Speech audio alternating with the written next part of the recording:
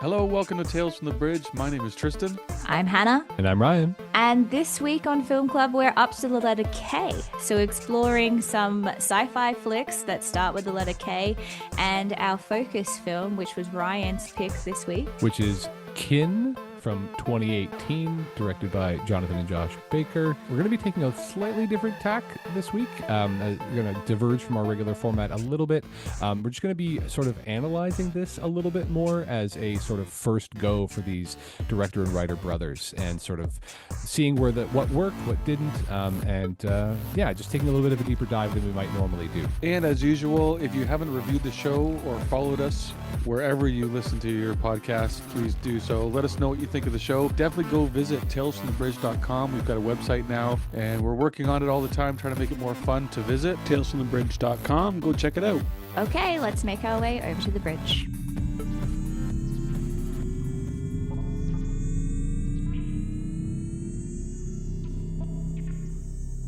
Okay, let's start things off by talking about some films that start with the letter K. What have you guys got? So I came with two. The first one off the bat is the one that I actually refused to pick for the episode, but I'm gonna call it out here anyway. And it was K-Pax. K-Pax. It was a film that at the time I actually remember really enjoying. It's basically about a man who is seemingly suffering from mental illness and is put into therapy, and there's little bits and pieces along the way that you start to discover that maybe he doesn't just believe he is an alien. Maybe there is some truth to what he's saying there, and he starts to have different effects on the people that are in therapy with him. It's got Jeff Bridges in it, and I remember it being actually a pretty enjoyable flick. But Yeah. with all the recent spacey of it all, I just decided to leave it off as a main episode focus. But I am going to call that one out here. Yeah, I remember seeing that in the theater, and yeah, I enjoyed it. It's not an action thriller. It's not that kind of sci-fi movie. It's a very It's like got some it's a bit of a character piece. Yeah. One Flew Over the Cuckoo's Nest a little bit too, right? Yes, 100%. Absolutely, that would have been one of the big inspirations for it. Yeah.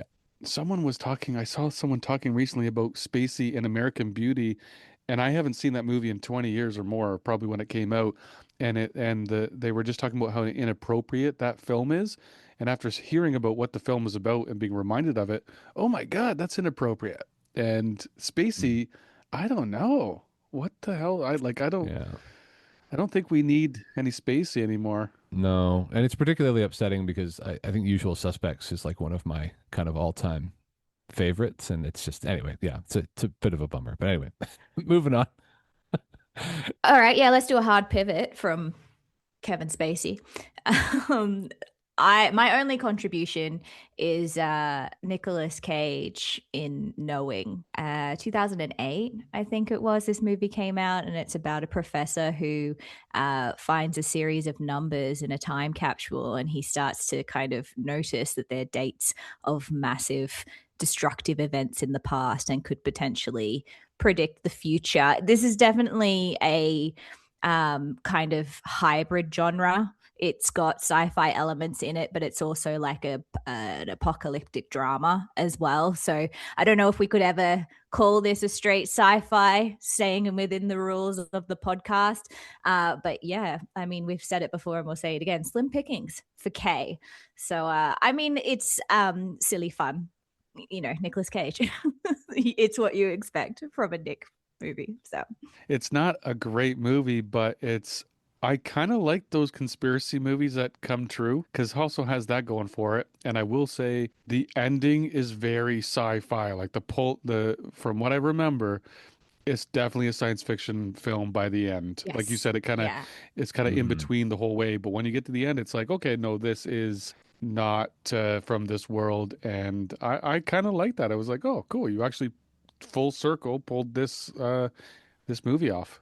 Yeah, and I remember it being particularly brutal too. Like the disasters when they happened, they like spent special time making sure you understood just just how terrible each one of these things was in the lead Yeah, up to quite the dark. final. Yeah, very much Yeah. so. Yeah, yeah. Oh, Cage, delightful. Well, I will say one of my favorite weird movies from the 80s. I love Crawl so much. I used to I recorded it when it was on TV on VHS and cut out the commercials and watched it quite a bit. I just loved how it was like a science fiction fantasy hybrid, like it actually is. Like it's got magic and wizards, but also lasers and sci-fi spaceships and stuff. Not really spaceships, but like sci-fi tech. It's by a filmmaker, Peter Yates. Don't know too much about his stuff, but it's like it's cheesy, it's weird, it's so funny. It's got a young Liam Neeson in it. It's got a few other famous British actors like Graham McGrath, Freddie Jones. Like it's weird. It's got a Cyclops in it as one of the side characters, but it's a quest story, elements of like the Knights of the Round Table, but also Star Wars. Like it's definitely a film that they were like, we need.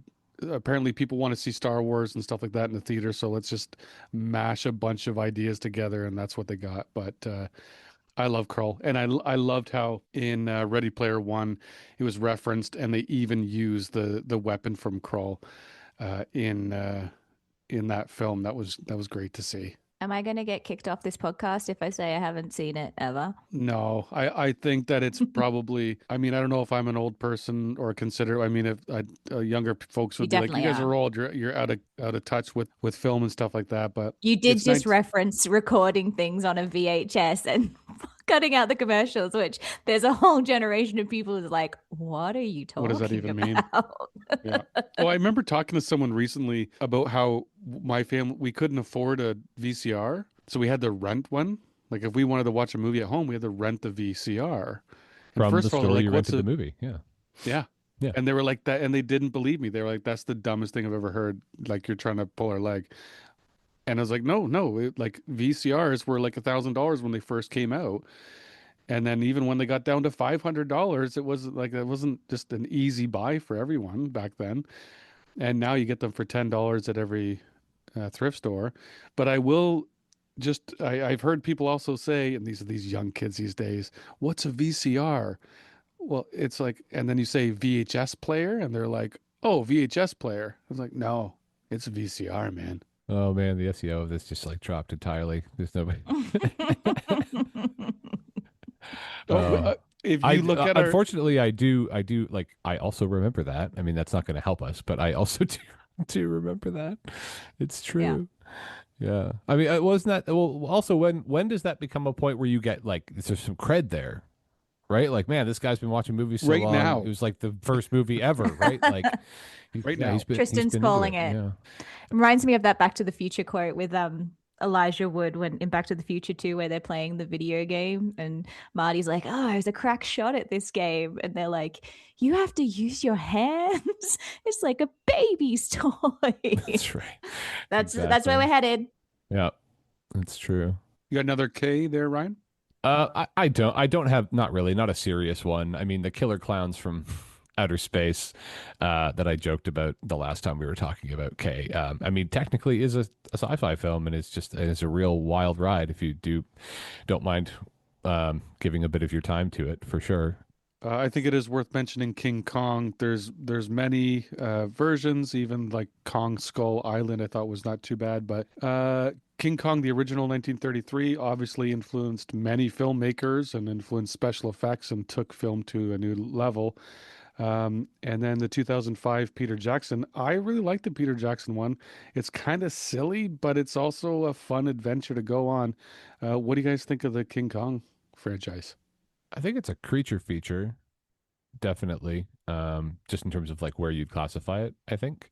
But I enjoy them. I mean, yeah, they're fun. But again, I'm also a sucker for creature movies as well, right? I love Godzilla as well and all those. But um, yeah, I'd be hard pressed to figure out. And it was on a bunch of the lists too. I don't really understand why they slide it into the sci-fi genre because from what I recall, unless I missed something in like the really old ones, there's no science fiction element to it, is it at all? It just Well, fantasy, science fiction. I mean, I bringing guess, a yeah. giant ape into the city seems more fantasy sci-fi. I don't know. Yeah, I agree. For me, it's more of a monster flick, but it's the same discussion that we were having about Jurassic Park, isn't it? Hmm. It's like it kind of skirts around the edges of what we could call sci-fi, but only because we're really desperately looking for something.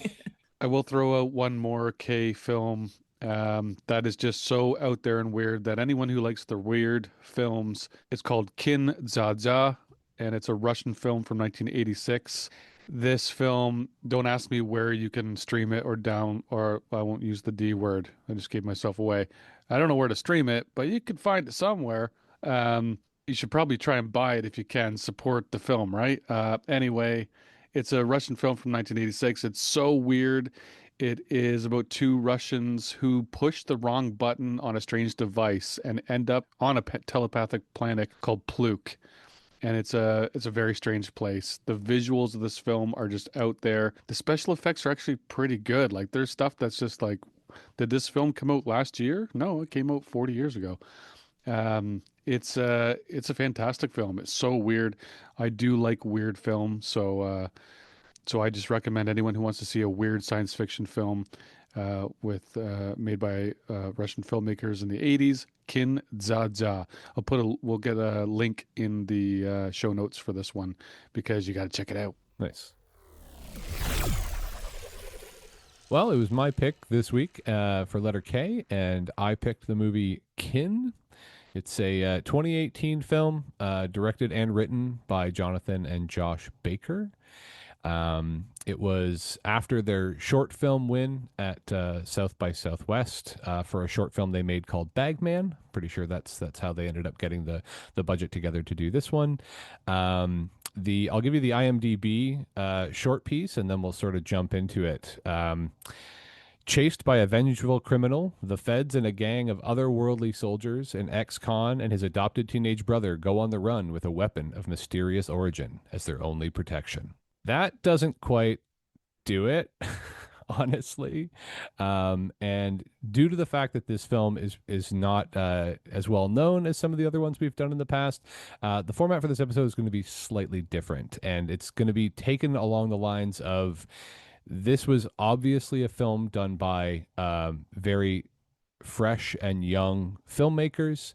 There is some interesting ideas here for sure. You can feel what they were trying to do with it, but there's also some challenges with the way that there's some choices they made along the way. And so what we're going to talk about today a little bit is some of what we thought they were trying to do, what they ended up doing, and ways that we maybe would think that, you know, these problems or issues can be solved, and when we've seen them in the past as well. So again, because our listeners may not be familiar with the movie itself, I'm going to give a little bit more of an overview, and then we can kind of just jump into to each piece as we go. So right off the bat, I will describe to you basically the two movies that seem to be this one movie.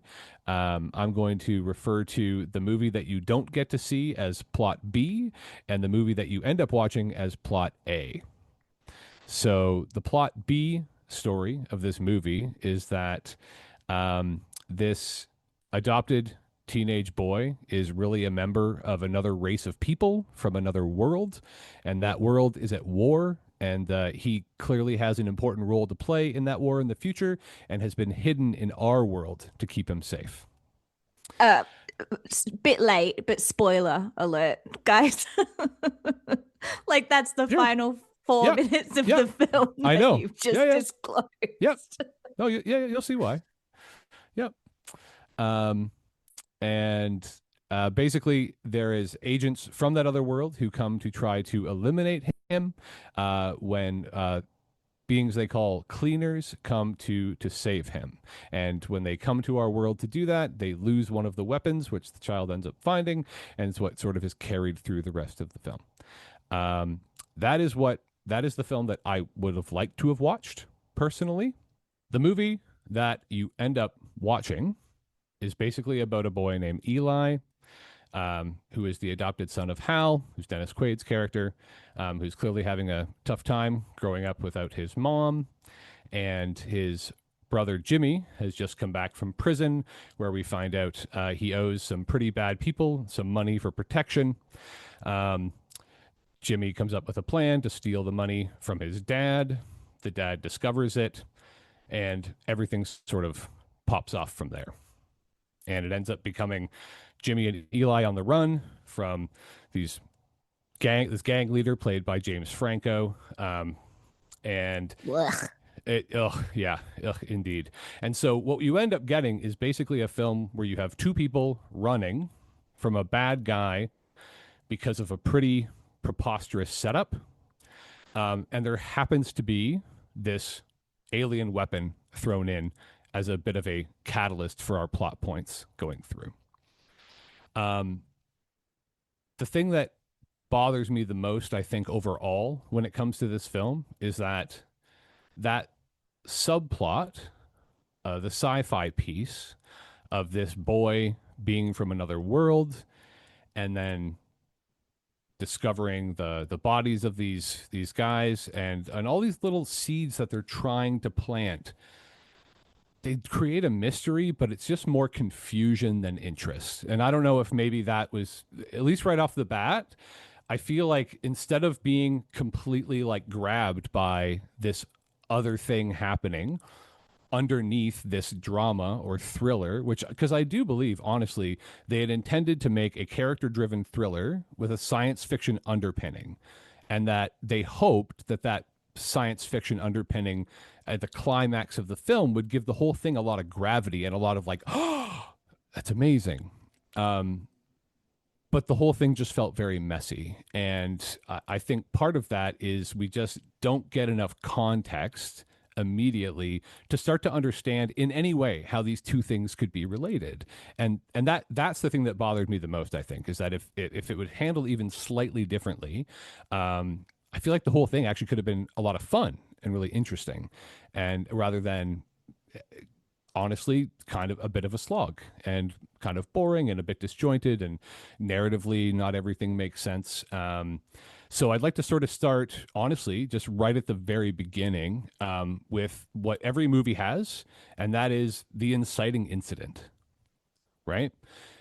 What is arguably the most important thing that can happen in a film, which is sort of the kickoff to like why we're doing everything else in the movie. It's what takes you along for the ride. It's the thing that, in my opinion, is one of the most important things you can do when you're making a film, right? Is you have to make me care about why we're doing what we're doing. And in this particular film, the inciting incident is when the gang and Jimmy the son are stealing the money from his dad, and his dad comes upon them by accident, and then everything goes wrong, right? The dad gets shot, the one gang member gets shot, Jimmy grabs the money and takes off with Eli, and then this chase ensues, right? But the pretext for why any of that happened is just so flimsy, right? So okay, he's back from jail, he's got to pay protection money to this gang. Okay, fine. So they let you get away for 6 years without paying any money and protected you because you're nobody. There's no connection between you and the gang at all. Okay, fine, great. You need 60K. That's your motivation. Love it. Fantastic. Okay, how do we get Hal to walk in on this and die? He's gonna make his 14-year-old son come with him in the middle of the night to call contractors to admit that he was stealing copper. That's why we're going to put Hal in the office at that moment so that he can get shot and that Jimmy can then be with Eli to start this. Like, it's just so weak and nonsensical that, like, it immediately I'm like, I don't understand why anybody's doing what they're doing. I don't know. It's yeah. What do you think? It's thin. It's really thin. And I think it's a culmination of things. I think it's obvious, like bad writing. Duh. They're spending less time on the exposition and more time on the shooty, runny. That's my official description, by the way, if you want to quote me. But I think it also has to do with the characters. They're woefully underwritten, and the actors who are playing them. And I'm not saying that they're bad actors.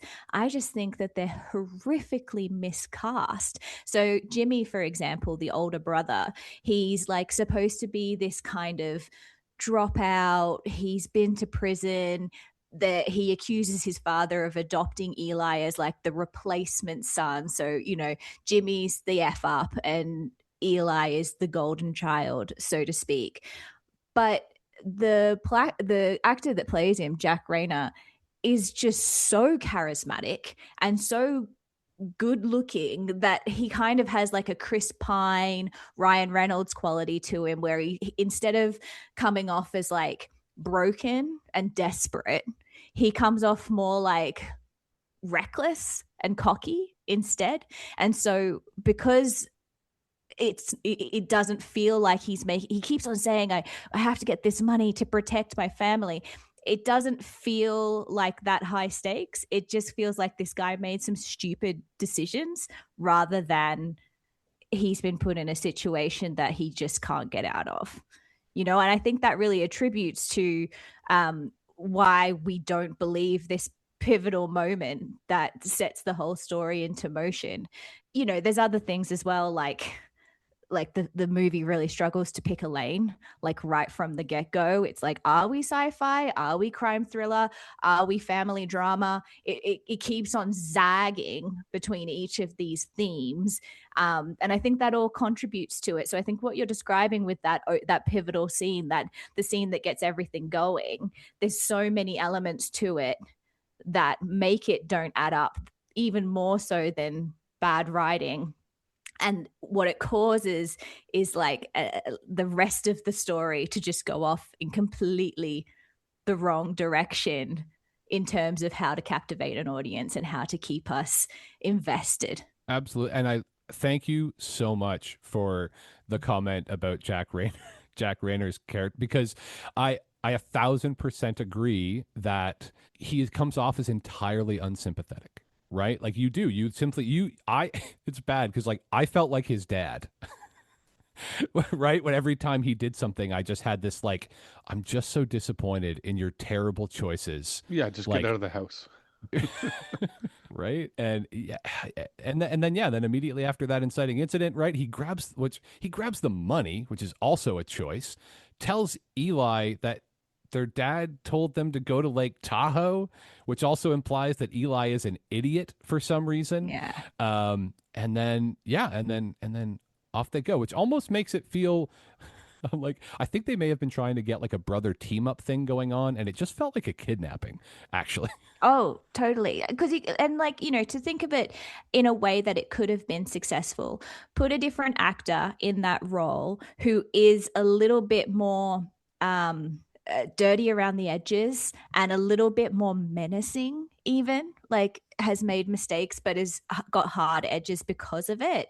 And that shifts it. You can kind of be like, well, maybe that guy wouldn't tell his little brother that his dad just got murdered. Maybe that guy would take his little brother to a strip club and that everyone just allows it. But, that's just me being picky.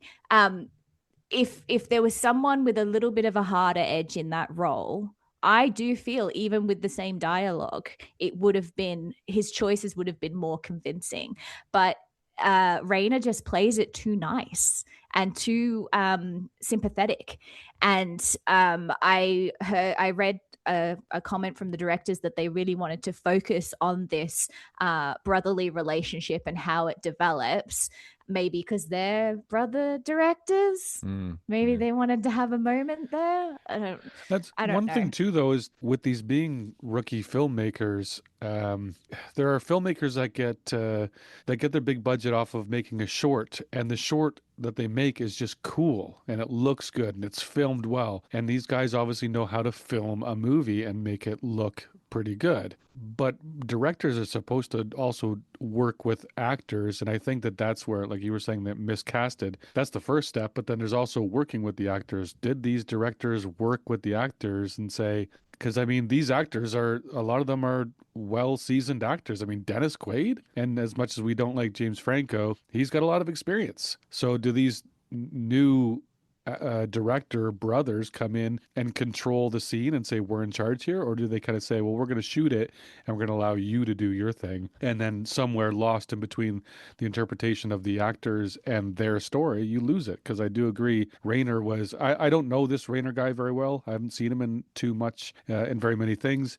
But I found him very unlikable and stupid. And yes, by the time you got to the stripper scene, he was just like the most unlikable character in this film. Like I like it's just so unlikable overall. And then the fact that women would want to sit at their table and hang out with them and think he's charming was like, oh my God, this is like so disingenuous at this point that I can't believe this story moving forward. And it does make you wonder if his unlikability was like as intentional as it seems, because I don't know if it was though, I because it almost seemed yeah, like they were trying to make him seem like relatable he or was charming, and it's like, but he's not because he's so like he just his and dad if is the dead and thing he's not telling his brother.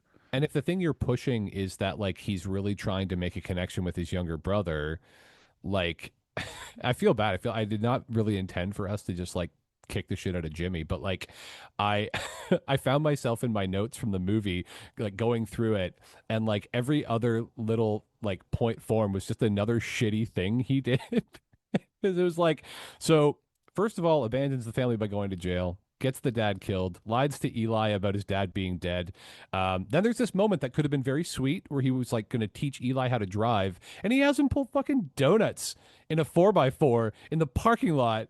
And like, maybe it's because I'm a dad, but like the first thing I said was like, what the fuck are you doing? That is so dangerous. Like, I just was like, you're a maniac. What are you doing?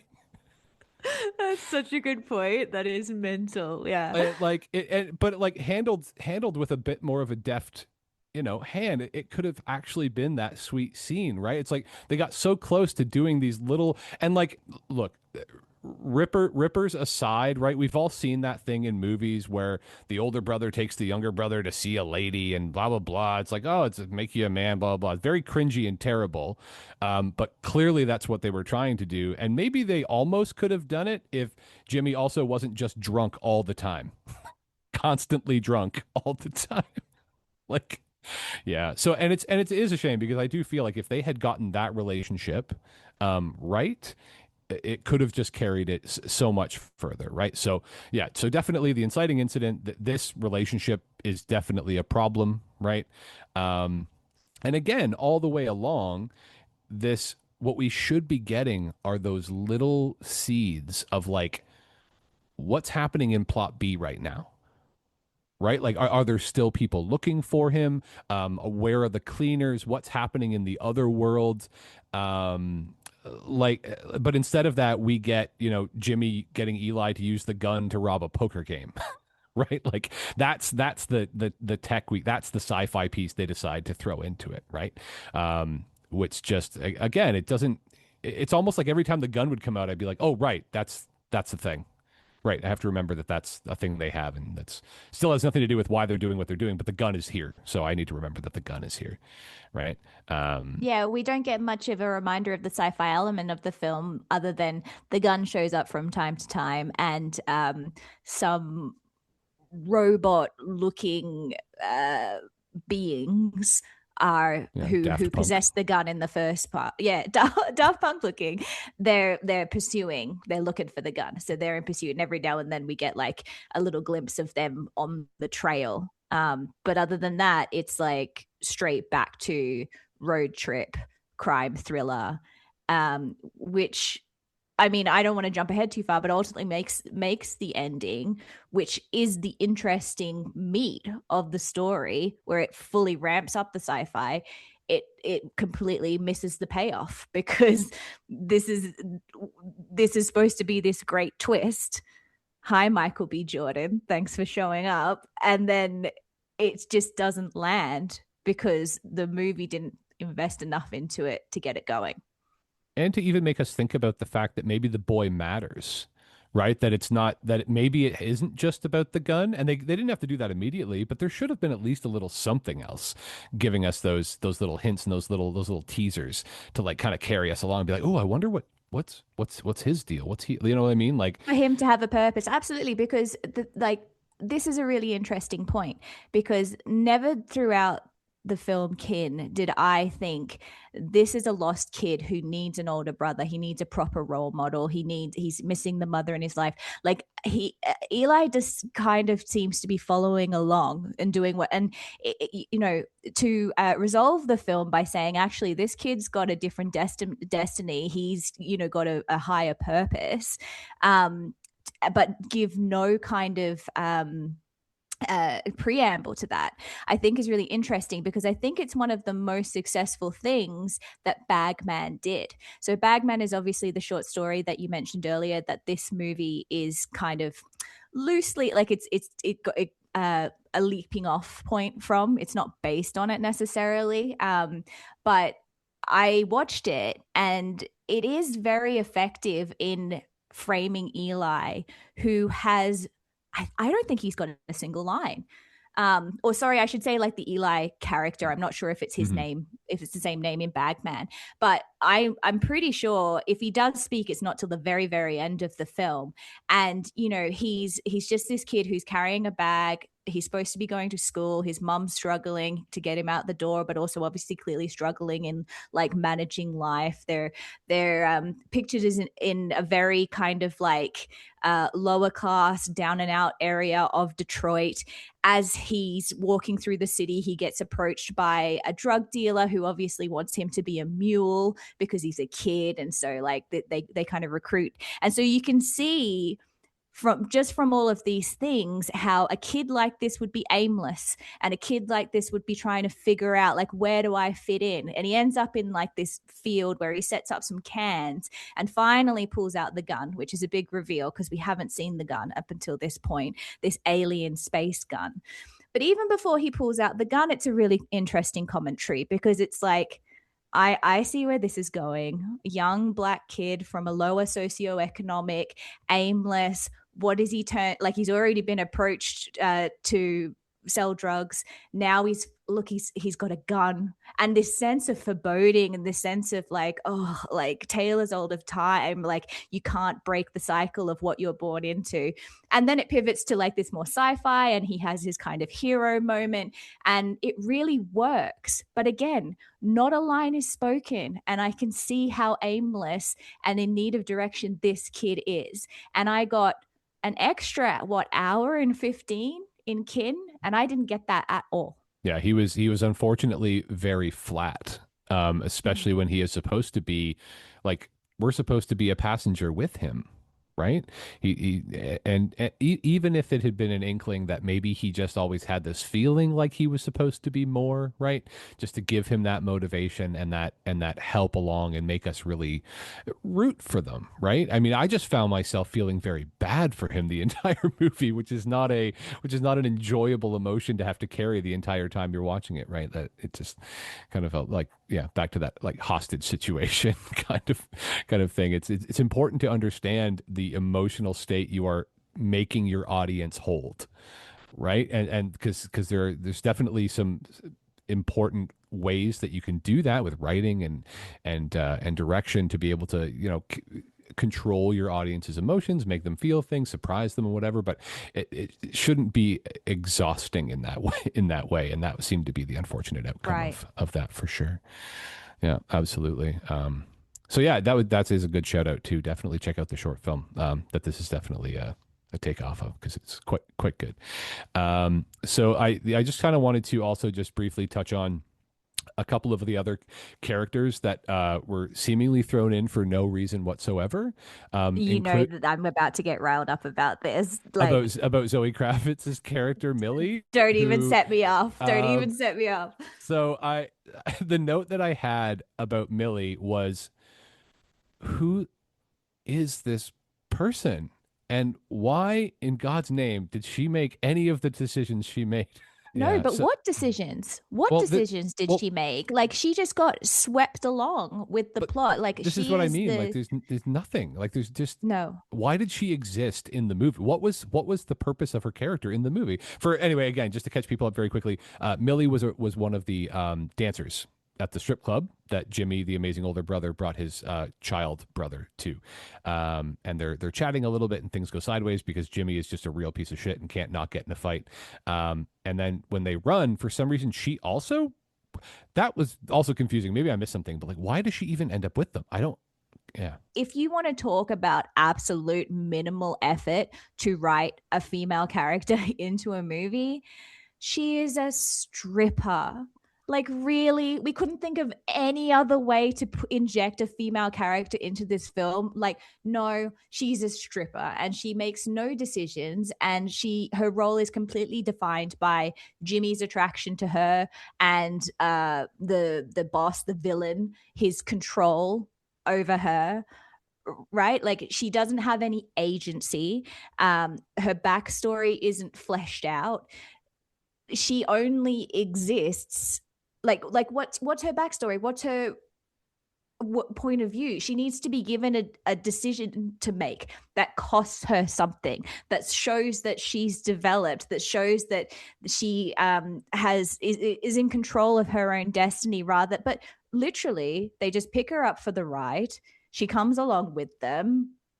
At the end of the movie, gives Eli a little nod, like, I am still here. Like, there's absolutely nothing to her. Yeah, it was an entirely superfluous role, given to someone who I think is pretty great, which was also Absolutely. also tragic. Like This when, isn't a casting thing. This is a character yeah, thing, 100%. absolutely.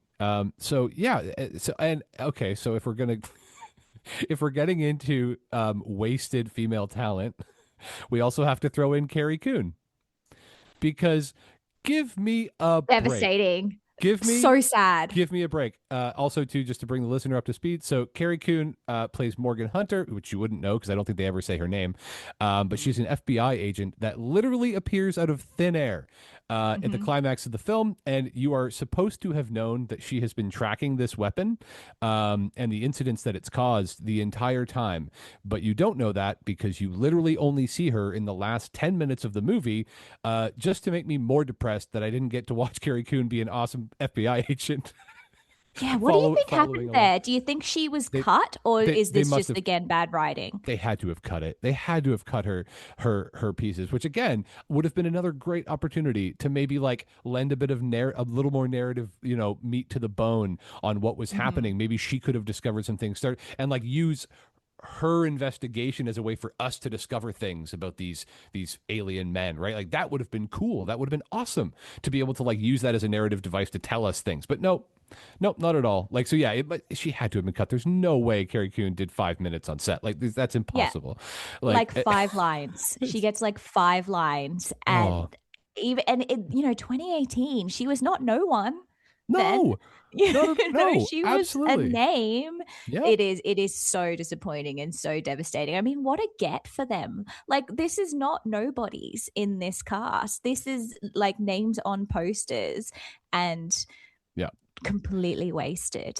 If I had seen this film when I was 10 years old, I probably would have thought this was super cool because it is about a 10-year-old that finds a super cool weapon, goes to a strip club, gets wound up in like with gangs and stuff. Like, it would have been cool for a kid, but it's yeah, falls short. Um because we did another bad movie last time, Jupiter Ascending, we were kind of like, how did this movie get made? Like, how do you get a movie with such a big budget made? This is a different kind of bad movie because obviously not even close to the $150 million budget of Jupiter Ascending. But how did this movie get made? And I wanted to ask the question I want to know from you guys, or what you think is this a director problem, or is this a studio, like producer studio problem? What did why did this fall flat? I think it's everybody's problem. So how did this get made? Based on the strength of their short, which is really quite engaging. But yeah, it's tough. It's tough to pin it, right? Because if you created that piece and felt like you had the ability to flesh out something you already thought was really great, then of course, as a director and writer, you'd want to be given the chance to do it. And if I'm the studio or the producer and I saw the reaction and I saw the possible potential that is being displayed in that short, I would have wanted to give it a chance as well. So I think it might be a little harsh to try to actually throw blame on anyone necessarily, or to be like, how did this get made? I can actually see very easily wanting to give these brothers a chance to really flex their muscles, right? And not having known what they were going to end up doing, obviously. Yeah, I think there is an element of disappointment in this because there was a lot of buzz off of their flick when it showed at South by Southwest, and I think a lot of people were going to be really interested in what came of giving them some money and giving them a chance. And I could very easily see this being a very notes from the studio heavy project, which is like, well, it needs more violence, it needs a theme of family, it needs, you know what I mean? And it's very possible that the reason that this went wrong was maybe too many studio notes to some green directors who didn't have the wherewithal to push back, or it could be that they struck it very lucky with how impactful the themes were of Bagman, and didn't actually realize what they'd done. And so therefore didn't really have the boilerplate to pack that into a more fleshed out feature, because the things that really work in Bagman it's not even that they miss the mark in Kin. They don't exist. The mystery element of the gun is played to perfection in Bagman, and it's a shorter runtime. It's much easier to keep it a mystery when it's for 9 minutes versus 45 or whatever before you have to make the reveal. But they dropped the most successful things of Bagman, and so is that filmmakers who have been influenced too heavily by people with money, or is that just a failing of a first attempt to transition to a feature length? Yeah, definitely not as simple as how did this get made? Lots of possibilities for sure. So if you haven't watched the flick yet and you're still on the fence listening to this podcast going, I know what it's going to be. Is it so bad that it's good? this from Zoe Kravitz. I can't even say it with a straight face, I swear. She says, 60 grand and a space gun? Who the hell are you people? I knew that was going to be your pull. That's amazing. It's so bad. It's so dumb. bad. So if you rather than title this podcast Kin, you could put 60 grand and a space gun. Who the hell are you people? Maybe that should be the title of this episode. We are not going to give up on going through the alphabet, so I think it's time to find out what the next film we are watching is, because I'm pretty excited for this. Yeah, it's my pick next week, you guys. I've got the letter L, and so I am going to choose Looper with Bruce Willis and Joseph Gordon-Levitt. Nice. Knew it. Was hoping. Yeah. Was hoping. I'm pretty obvious in my choices. I don't know if I should do this now or at the beginning of the next episode. I am going to pronounce it Looper, like over and over again. Why? Looper. Looper. Oh. When I just said it, I really tried very hard to accentuate my R. I don't even think I noticed that. Could you do it one more time? I was like, it's Looper. Oh, no, I don't like that at all. Yeah. No, so there's going to have to be like a disclaimer at the start of the episode, like warning Australian who pronounces her ERs as A's. And I'll be like, Looper, Looper, Looper the whole way through. Perfect. That's great. I haven't seen that. I mean, when it came out, I watched it a couple times, but I haven't. It's been a while. I'm looking forward to rewatching. That's great. It's immensely rewatchable. Awesome. It's a good one. I'm looking forward to digging into it. I love Joseph Gordon-Levitt too. I'm a big fan of him. Lovely. Excellent. Cool. Looking forward to it.